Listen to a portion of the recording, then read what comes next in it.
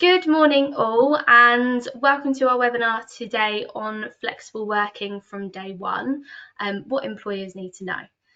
Hopefully you can see my slides on the screen, but obviously just pop in the chat function if you are unable to see anything or have any technical issues.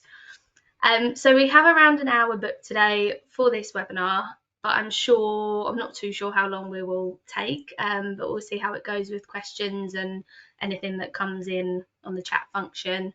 But the plan is to spend around 30 to 45 minutes discussing flexible working, and what we'll do is we'll then move on to questions at the end as well.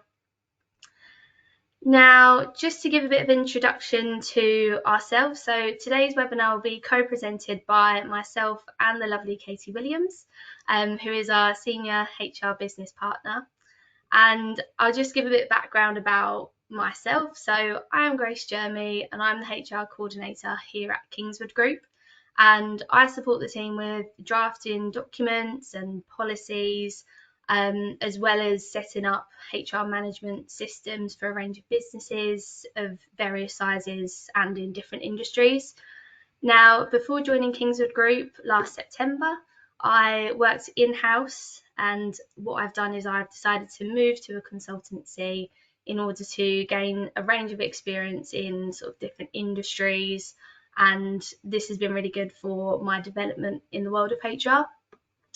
And just a bit of information outside of work. So I've recently just passed my CIPD level 5, thankfully, which is a big relief. And also I'm a bride-to-be who's getting married at the end of September. So currently planning a wedding alongside juggling everything else, the day-to-day job and everything. So it's very fun.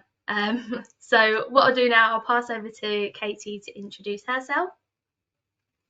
Good morning, everybody. I hope everyone is well and keeping cool on this really hot day. I know I'm kind of struggling a little bit.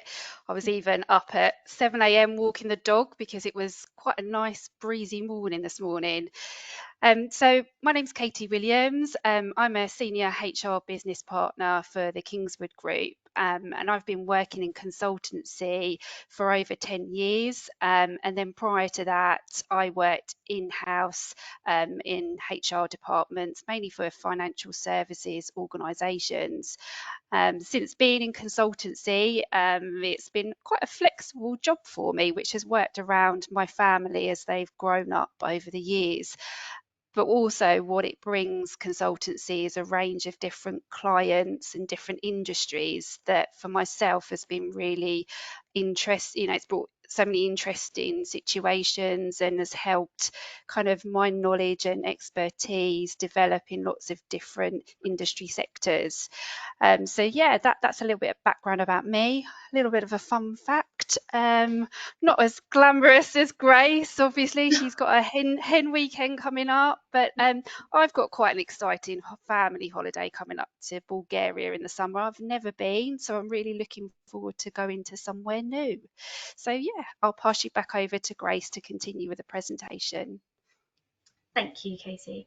So on to the next slide. So we are using GoToWebinar to host this webinar today.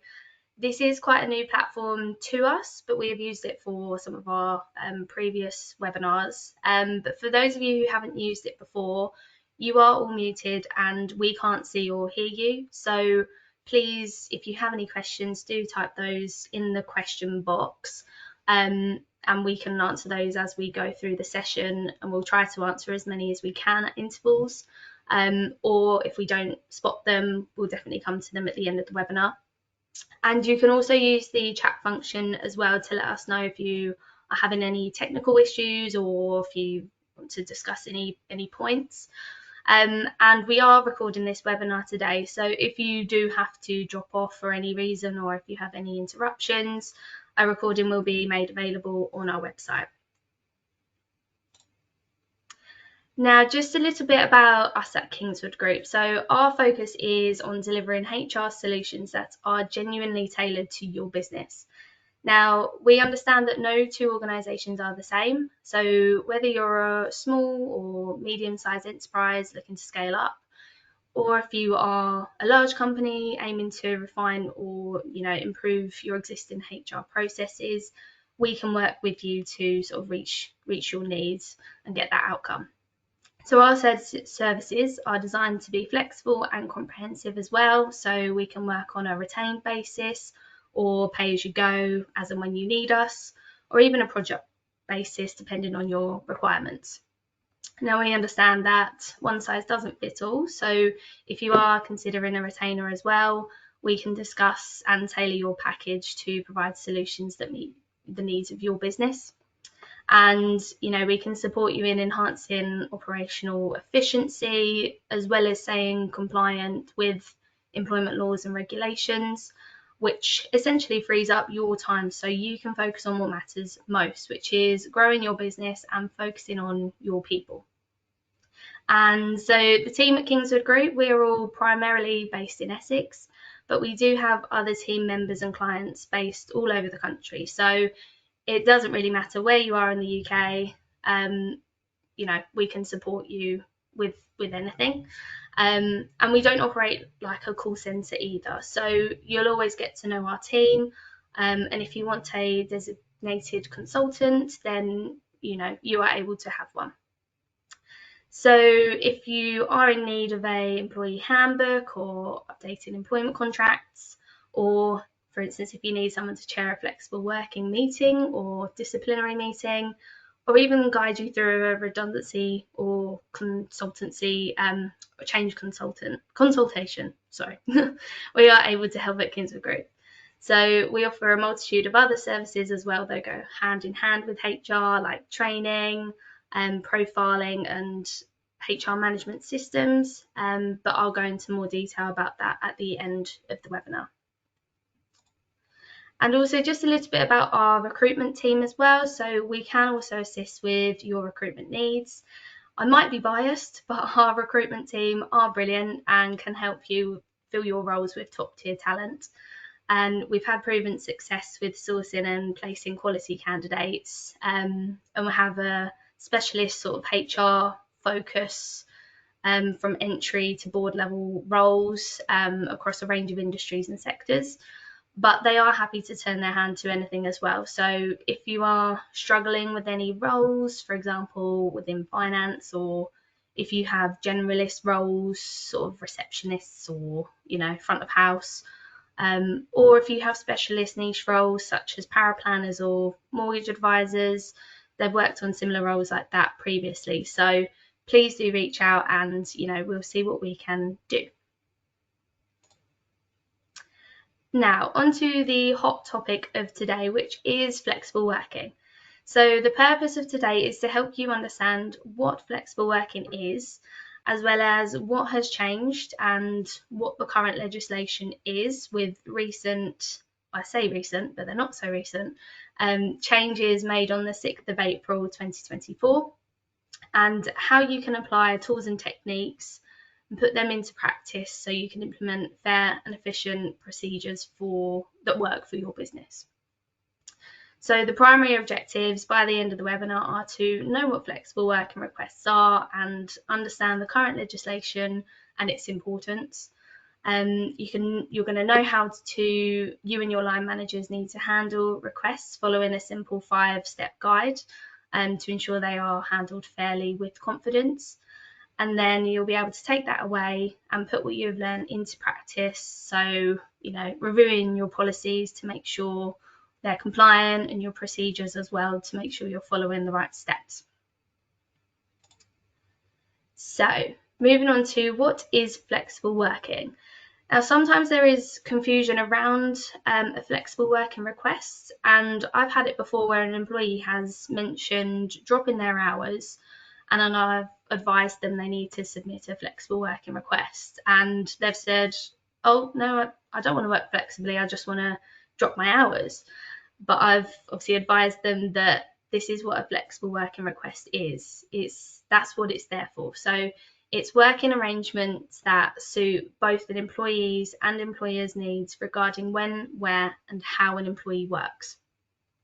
Now, there is an expectation from employees, and especially since the pandemic in 2020, employees and candidates expect flexible and hybrid working as the new norm.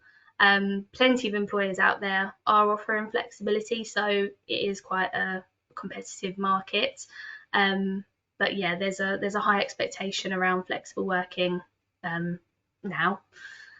And here are some types of flexible working. So I've noted annualised hours, so working an agreed number of hours over a year with flexibility on when to work them. You've got compressed hours as well, which is working the same total hours over fewer days. Hybrid, so splitting that up between home and office. So that could be 3 days at home, 2 days in the office, which I know a range of companies do offer that now. You've got working from home as well, so remote working or working somewhere other than the usual workplace within agreed limits. So the employer and employee should agree where this is suitable and how they can keep in touch and how to ensure they are safe. Staggered hours as well, so having different start and finish time to others. So for instance, someone works 7 till 4 instead of 9 till 6. You've got flexi time as well, so having flexible start and finish times within agreed limits. So as long as they work 8 hours a day, they can choose when they start, as long as they work between the core hours of 10 a.m. and 4 p.m. each day, as an example. Part-time as well, so just anyone, reduced hours to full-time, working 3 days instead of 5 days.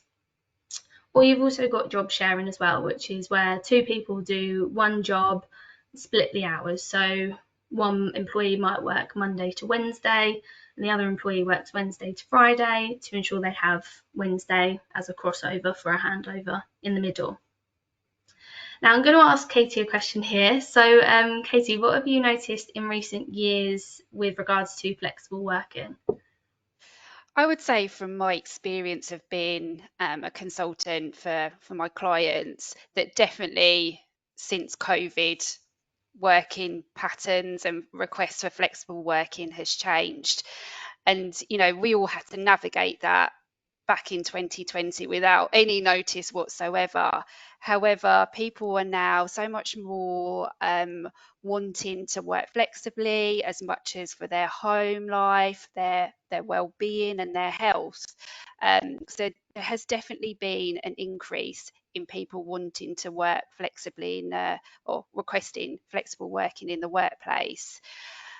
It's difficult for like some of my clients that are very small businesses, maybe 10 employees, and they only have one accounts person, and that needs to be covered over maybe like a 4-day week, and a flexible working request comes through wanting to work 2 days a week. Sometimes it's just not possible because of the size of the business and the fact that there are no other people to do that role, so actually follow through with that request. So it does depend, but there's definitely a shift, and there's definitely kind of changes that I feel more companies are more open to looking at the flexible working requests, because obviously they have to, but also looking at ways that it can work for the employee and the business.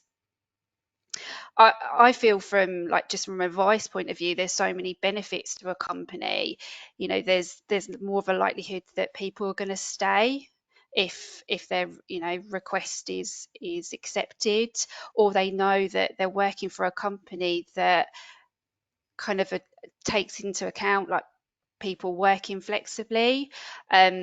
The likelihood as well is that if you are going out for recruitment and you are a flexible employer, you're more likely to get more of a pool of candidates that come forward. And also seen as an employer of choice. It's if it is possible to be an employer that offers flexible working, that could increase your employer of choice. Also, what I found with kind of experienced staff, that ones that go on maternity leave or take shared parental leave or adoption leave, they're more likely to come back to the workplace. So you're retaining that talent, that knowledge and those skills. Supporting like flexible working promotes a good, diverse and inclusive workforce. So again, it comes back to being that employer of choice. And an employee that has a work pattern that suits them potentially is more or less likely to be stressed in the workplace. There could be various reasons why they're requesting a reduction in hours, for example, to help with their health and well-being because of something that they're personally going through. And then overall, I think there's definitely a connection between employee morale and job satisfaction. So there's so many reasons why flexible working um, is definitely a benefit to companies. And I think through what we have gone through since COVID, it's just been highlighted more. Yeah, brilliant. Thank you for that, Katie. So moving on to statutory entitlement. So employees have a statutory right to request flexible working. And so it's really important that they are given the opportunity to put a request for that in. Now, as mentioned before, legislation around flexible working was updated just over a year ago in April 2024. And this was updated to remove the 26-week qualifying period to make a request.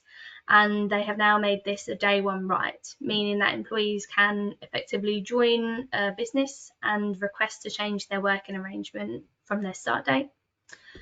And legislation was also changed from being able to only make one request in a 12-month period to now be two requests within that 12-month period. So if someone requests to change their pattern and it's declined for whatever reason, they can put in another request for consideration within that 12 months. But just to note that request can only be dealt with one at a time. So if a request is open and another is submitted in the time frame that the first one's being considered, you have to wait until the outcome has been reached for the first request before the next one can be considered. Now, legislation has also sped up the process whereby employers had 3 months to respond to a request, but this has been changed to 2 months now. So just need to obviously make decisions a bit more quickly. And employees don't have to justify their request either anymore. So before, employers could ask employees to give their thoughts on potential effects on the business and how these challenges could be handled and overcome, but employees are no longer required to give these reasons. And I'll go into a bit more detail in a second about, what they do need to detail in their requests. So yeah, I'm going to be sharing a guidance and a simple approach that can be used day to day to handle and carry out a flexible working request effectively and efficiently. But obviously just bear in mind that not every request will be the same, and they won't all be simple as well. So you have to just handle each on a case-by-case basis. But these tools should help you with a starting point and know how to handle those requests when they come through. So just moving on to our step-by-step guidance. So step 1 is to ensure that requests are made in writing so you have a record. So as mentioned a moment ago, previously employees had to give justification for a request, but they aren't required to give this much detail anymore. Just specifically, they have to note the date of the request, so the date it's being made, the details of the changes that they are requesting. And just to note on this point, I would ask that you try and ask for this to be as specific as possible. So for example, if they want to request to work 1 day per week, it would be good to know, which day would they prefer this to be, or do they prefer this day to be flexible, and also maybe the hours that they want to work on this particular day. They would also need to give the requested effective date of change, so when they want this to take effect from, and if or when they have previously made a request in the previous 12 months. Now, when we say in writing, that can be in a letter format or it can be via email.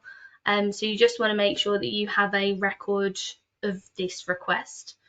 And Also, by getting it in writing and following the process, this shows that they are using one of their 2 chances to submit a flexible request in 12 months. And for example, if an agreement was made verbally and a line manager said, yes, you can change your hours, and no process was followed and it was all confirmed, it could be argued that they could still put in another 2 requests because the first wasn't followed out through the formal process. So there's just to be mindful of, even if managers are happy to accept a request, it's still good practice to follow the process and get it submitted formally. Now, the next step would be to hold a meeting and handle the application in a reasonable manner. Now, what do I mean by this? So the Acas Code of Practice sets out what is required, which is unless the employer agrees to the request in full, and in that case, you wouldn't need to consult. You can just accept the change and get that confirmed in writing and make sure contractual documentation is sent out. But if you aren't happy to accept the request and you have some concerns, then a consultation meeting or flexible working meeting must be held with the employee to carefully assess the impacts and potential benefits of either accepting or rejecting the change. Now, this would be a 2-way dialogue with the employee and employer to discuss concerns and explore alternatives. So, for instance, if someone was looking to work 3 days instead of 5, but their role was quite niche and it couldn't be shared between 2 people, and also you weren't able to recruit someone for the 2 other days, you can discuss your concerns and maybe try and meet in the middle, and maybe put a counter offer in of, say, 4 days. Or another instance could be if someone wanted to work 3 days, but they wanted to work Monday, Wednesday, Friday, you might offer them 3 days, but look to offer them Monday, Tuesday, Wednesday, as recruiting someone for 2 consecutive days is easier than recruiting someone for split days on a Tuesday and a Thursday, for example. And also you could offer a trial period to see how this might work in practice. But note that this is a formal meeting to discuss the request, and with it being a formal meeting, we would advise for someone to be present to take the minutes of the meeting, so then the minutes are available if the employee appeals the decision. Then if the request is accepted, confirm the contractual changes in writing. So, issue a letter confirming that their flexible working request has been accepted, and include details such as from what date this is accepted, the effective date, the details that have changed as well, so their hours, the work pattern, if their holiday entitlement is prorated, for instance, that would all be included on that. As well, if the employee needs a whole new contract because there's multiple changes, then do issue the full contract with the letter as well.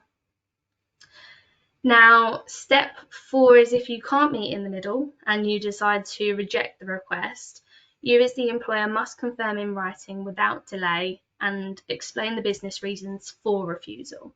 There are 8 business reasons that a business can refuse, and if they cannot accommodate the request, and these are listed on the screen. So they are the burden of additional costs, so extra costs that will damage the business, the inability to reorganise work amongst existing staff, so if your staff are already too busy and working to full capacity, the inability to recruit additional staff, so people just can't be recruited to do the work, a detrimental impact on quality, a detrimental impact on performance as well as a detrimental effect on the ability to meet customer demand, and there's insufficient work available for the periods that the employee proposes to work. So there's a lack of work to do during the period, the proposed working times. So if they requested to work, say, 1 p.m. till 8 p.m,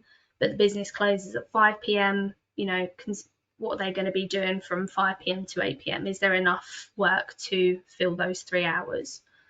And then the last one is plan structural changes to the employer's business. So the business is already planning changes to the workforce elsewhere. Now, refusing requests can be difficult to prove, and I'll speak about some risks in a moment, but you must make sure you have a strong business case to back up your reasons to reject the request.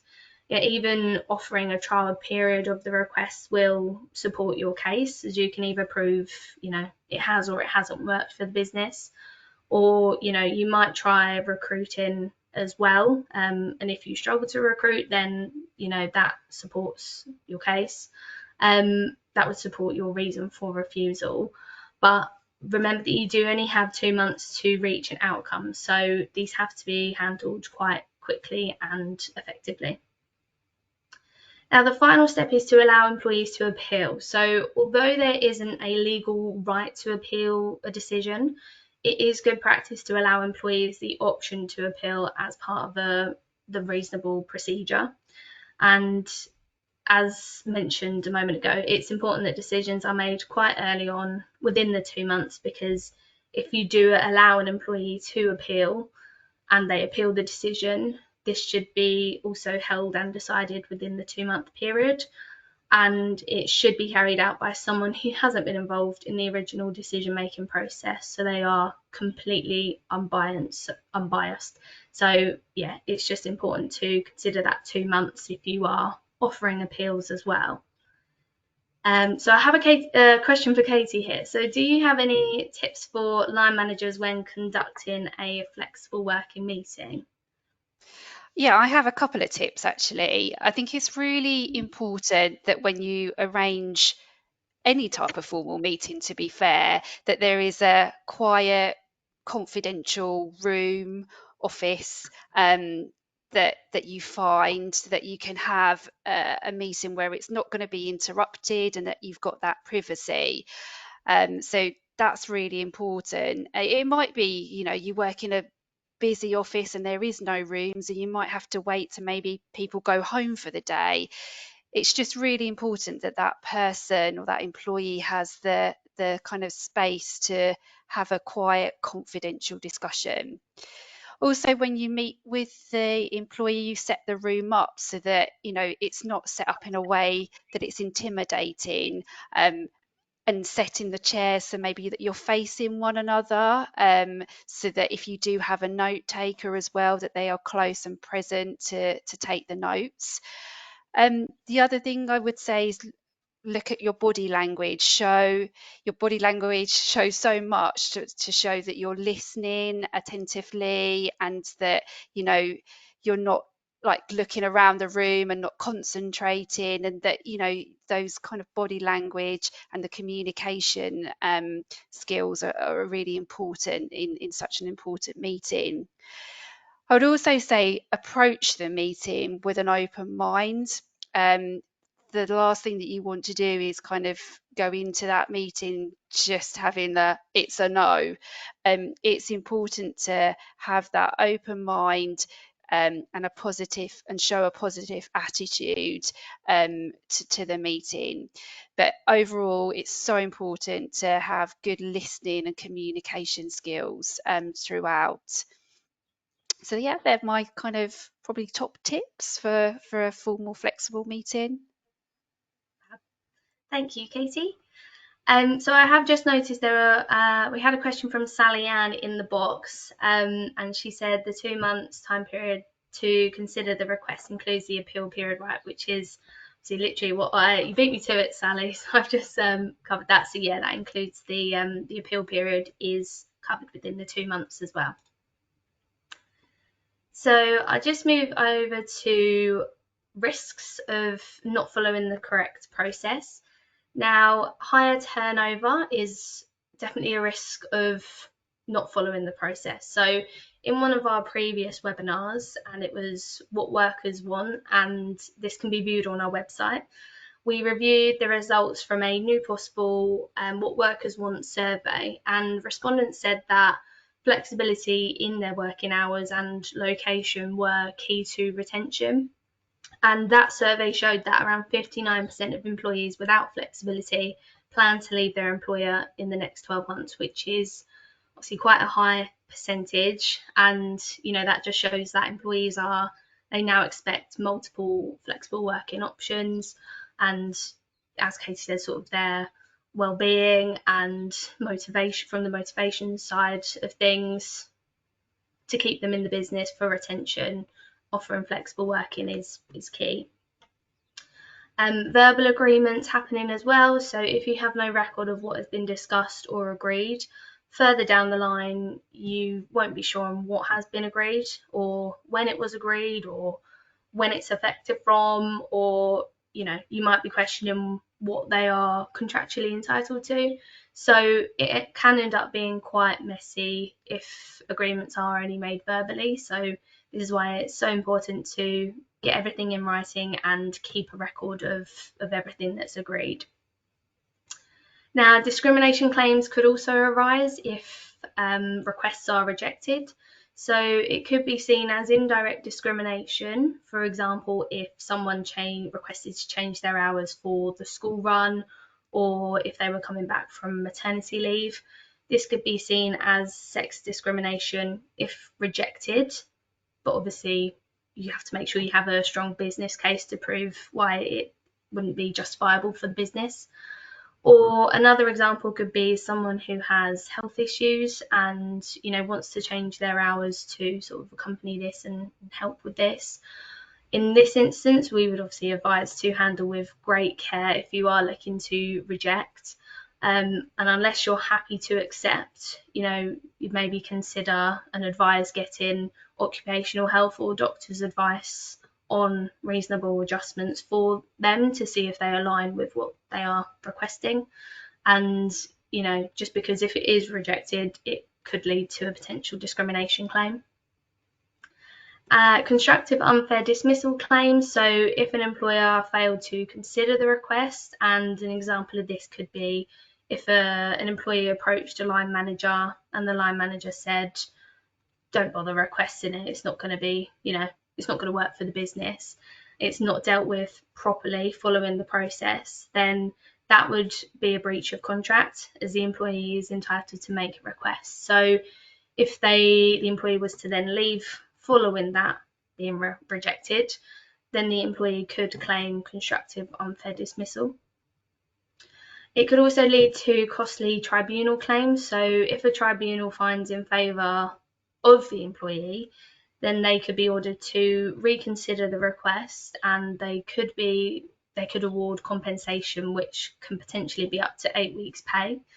As well as, you've got the legal fees for that as well, investigations which take time out of the business, which therefore cost the business money, and also it could damage the company's reputation, which in the long run, makes it harder to recruit or even retain talent. And then the last point on there is just multiple flexible working requests being made. So as I mentioned previously, they could end up being able to request more than what they are entitled to because of the lack of awareness of policy, process and entitlements. So if an employee requested to their manager and the manager was happy to accept the request, we would always advise to follow the process and get the request in writing, just so that it then, it's clear that that is one of their 2 flexible working requests made in a 12-month period. Because if it's verbally agreed, technically it could be argued that it wasn't made following the process, so they could still be entitled to 2 requests. So just something to be mindful and careful of there. Now I'm just going to talk through a case study example, which is the Miss Hedger versus the British Deaf Association in 2019. So an employment tribunal awarded £36,000 to Miss Hedger as her employer denied her flexible working arrangement. Now, a bit of background about this case study is that Miss Hedger started working for the British Deaf Association. Now, that is a bit of a mouthful, so I'm going to abbreviate that to the BDA in March 2014, and she worked 28 hours a week over 4 days. She then went on maternity leave in 2018 and then she planned to return in February 2019. So when she was looking to return, she requested to reduce her working hours to 16 hours over 2 days a week to enable her to balance her childcare commitments. And she also suggested, as part of that, that the individual who was hired to cover her job during her maternity leave suggested that that person was retained and that they carried out the role together under a job share arrangement. Now, her request was rejected by her employer, so she subsequently requested to work 24 hours over 3 days a week. And that request was also rejected, as she was told that her role required a minimum of 28 hours a week. And her employer gave no real evidence to support this requirement and didn't investigate any other possible options, such as offering a trial period of the different hours. So what happened was she resigned from her role as a project manager in 2019 due to the refusal of her flexible working request, and she then brought claims for sex discrimination, constructive unfair dismissal, and a breach of the requirements for handling a flexible working request. Now, the Employment Tribunal said that the BDA's decision to demand at least 28 hours a week created a disadvantage for women, who are more likely to have childcare issues than men. And the Employment Tribunal was satisfied that Mrs. Hedger was put at a particular disadvantage to that effect. And so the BDA based its decision to refuse her working 24 hours over 3 days on the assumption that she would be travelling 3.5 hours each way to get to work, when in fact it was only 2.25, so they'd miscalculated her travel time by 1.25 hours. And the BDA did not satisfy the Employment Tribunal that the outright refusal to consider anything other than 28 hours was proportionate. And, BDA, they weren't willing to consider a trial period either. And it was also stated that the BDA did not adequately consider the possibility of trying to hire someone else to do the hours, which she wanted to drop. So it was concluded that the BDA's actions in refusing the flexible working request amounted to conduct without reasonable and proper cause, which was then likely to destroy or damage the relationship of confidence and trust between the employer and the employee. So the Employment Tribunal upheld her claims for constructive unfair dismissal, indirect sex discrimination, and breach of the requirements for handling a flexible working request. And when considering the appropriate award, the Employment Tribunal considered that Mrs. Hedger had been caused anxiety, sleeplessness, and feelings of loss of self-worth as a result of her refusal to have the request accepted. So the discriminatory conduct was not a one-off act as well, and it wasn't a short-term duration. So following this case, obviously, we just advise to be careful with requests around employees who are on maternity leave and looking to return to work. Now, what to do now? So the first thing, there's probably loads of action points that will come out of this webinar, but one of the points would be familiarisation. So become familiar with current legislation and, ensure your managers are trained on the current legislation and ensure they're trained to know what a flexible working request looks and sounds like. So if they are approached by employees, they know what to do when they hear the words, I want to change my hours.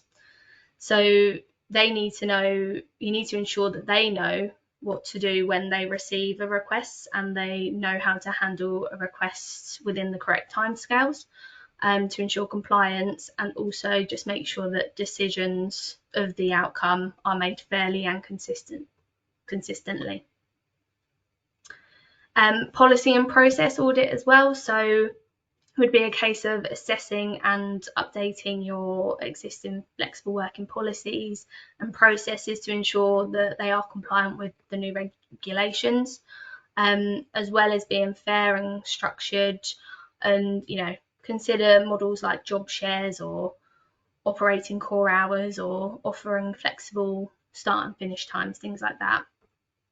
And you might also here want to revise recruitment processes as well, because as this is now a day one right, you might want to ensure that, when you're recruiting, conversations are open about the requirements of the job from start to finish, and there's a conversation with candidates about, your requirements and their requirements to make sure everyone's happy with that arrangement from the start.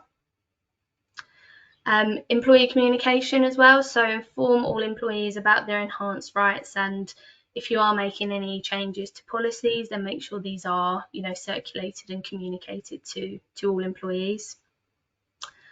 And then I've also noted here, conduct employee surveys. So this will help understand flexibility expectations of employees and, what they need, what they enjoy, what isn't great, and what their concerns are within the business. And this will allow you to address issues and any concerns to help with retention and obviously having a happy workforce.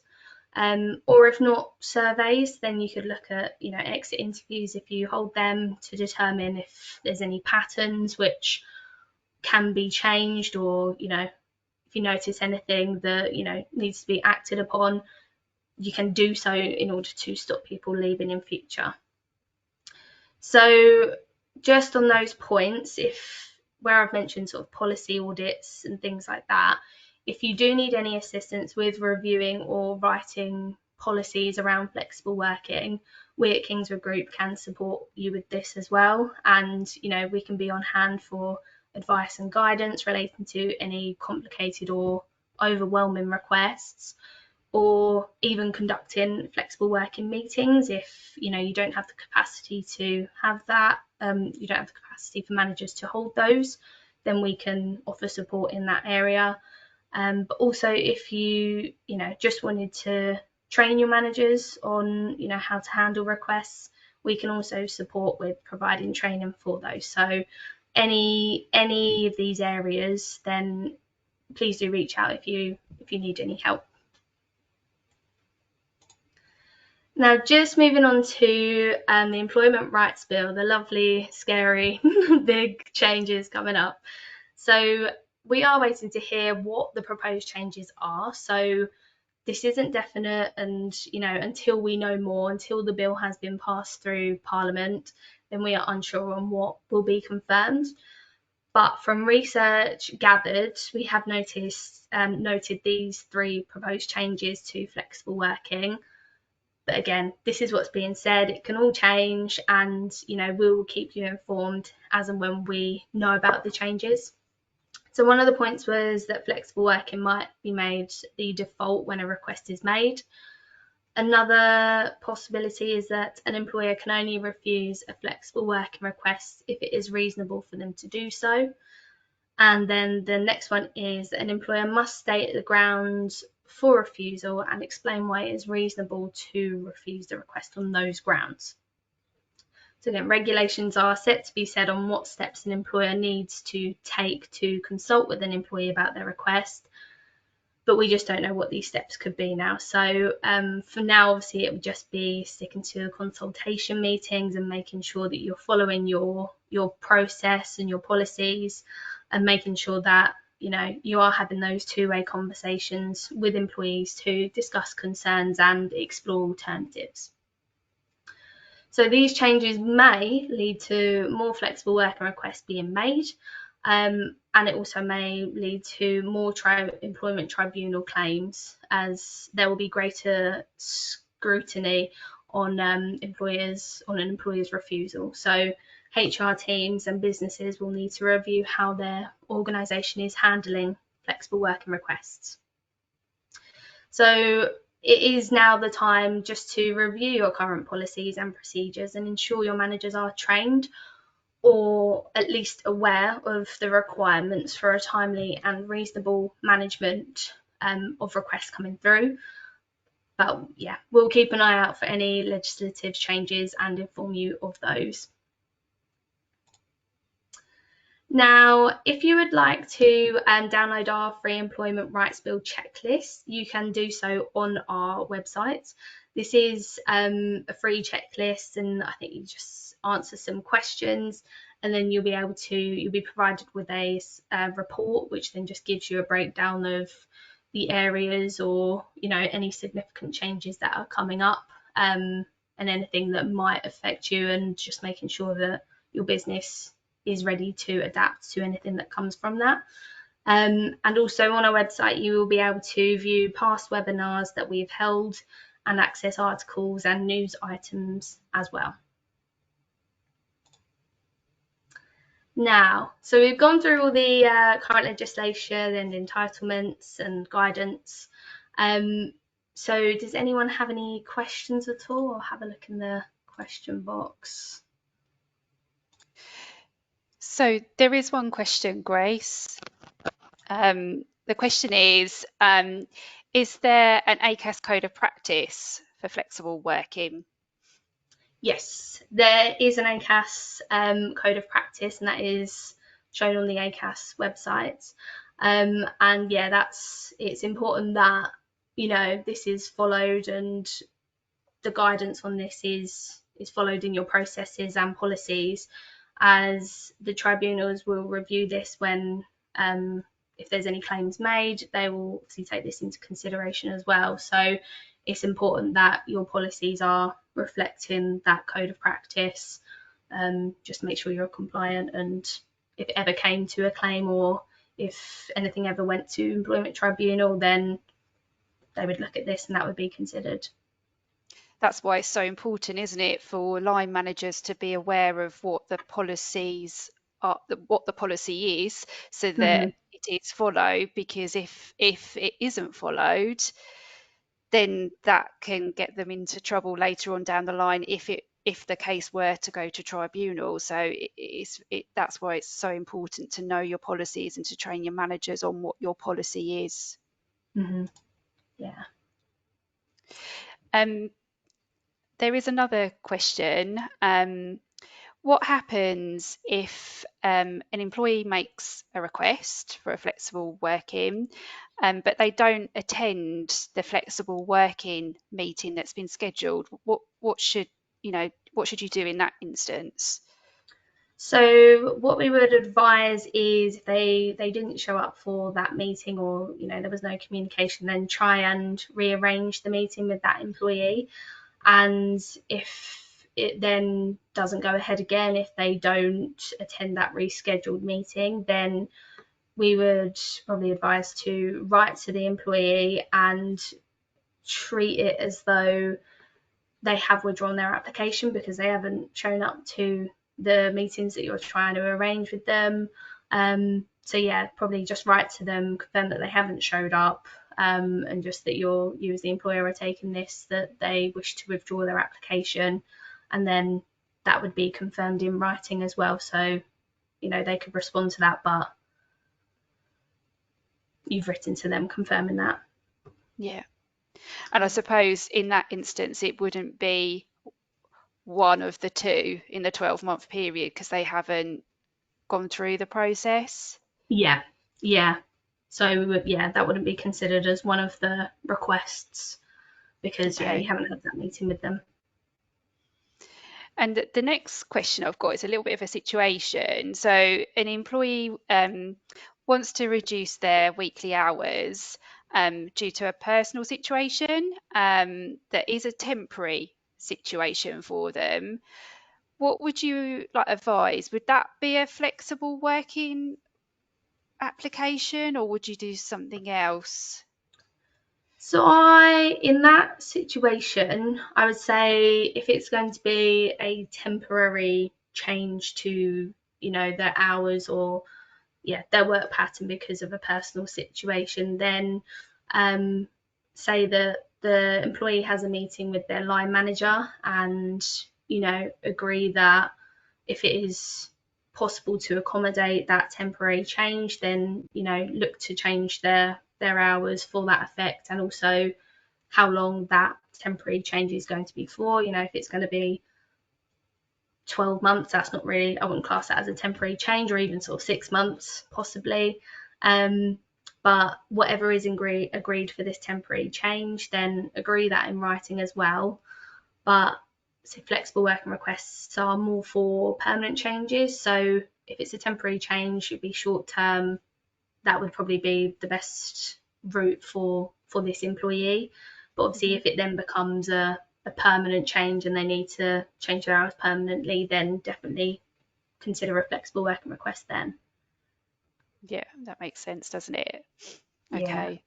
And then confirm everything in writing, as we always say, don't we? Yeah. Have everything Get it in on writing record. so it's all clear to everybody involved, and yeah, placed safely and securely on the employee's file. Yeah. I'll Okay, just see if there's brilliant. any other questions. I haven't seen anything else come through, but I'll keep an eye. But just moving on, if we still have you all and can have you for another couple of minutes. So if you enjoyed today's webinar, then, oh, I'm scrolling through too much. If you enjoyed the webinar today, then yeah, please let us know. And we do have another webinar coming up on the 24th of July, which is building a resilient workforce, and that will, provide you with strategies for employee well-being, and we'll talk about why resilience matters, how to spot warning signs, and provide you with practical tools for supporting your employees. So please make sure, if that is of interest to you, head to our website and sign up for this free webinar today. And also just some useful tools that we have. So if you are considering HR support but you're not too sure if you require it, then available on our website is a free HR benchmarking assessment.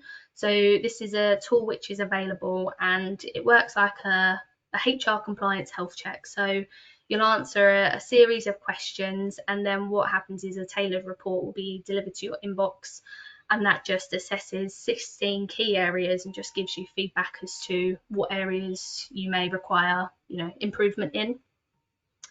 And in addition to that, we've also got a sexual harassment risk assessment. So again, this is a free tool on our website, and just requires you to answer a series of questions. And then again, you'll get a personalised report to identify the risks and sort of enable you to strengthen your harassment prevention and build a safer workplace. And yeah, that's just designed to help you uncover potential vulnerabilities and, give you the ability to reduce legal and reputational risks. So yeah, it's very quick, that one. I think it only sort of takes around 5 minutes or so. And then just at the bottom there, I've just got the Employment Rights Bill checklist, which is what I went through and is available on our website as well. So additional HR services as well. So Kingswood Group can help with a range of different services. So that could include HR project management. So if you have any redundancy projects or consultations that need to be held, or 2P transfers, you want to change your terms and conditions of employees, then we are on hand and we can work with you on a project basis for that. Also, if you're looking at any personality profiling to improve communications within your organisation, we can provide support with that, or provide, partners that we work with. And then also, wellbeing projects and leadership training for your managers, or even employee assistance program schemes. We can help with refer. We've got partners on hand that we can work with and refer those to you. I've also just included on here that Kingswood Group, we partner with Breathe HR, which is a really easy to use cloud-based HR management system. So, you can centralize majority of your HR tasks, such as, holiday booking, sickness management. You can keep all employee documents in a secure place, as well as you've got management reporting on there as well, and many more functions. There's e-learning and expenses, you can log it through that as well. So using Breathe can really help you as a business stay on top of compliance, and it creates a seamless experience for your team by having everything in one place. And then if this is something of interest to you and you're looking for a new system or anything, then please reach out and we can provide details, or we can also provide a free trial for that as well.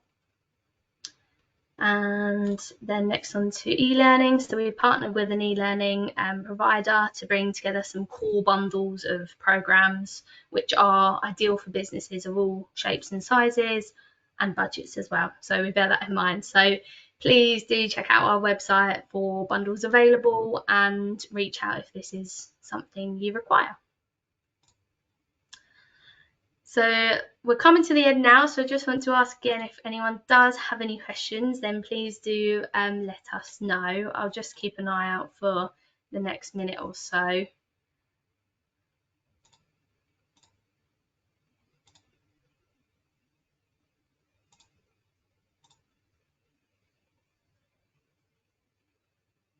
Thank you, Suzanne. I'm glad it's been a useful session today.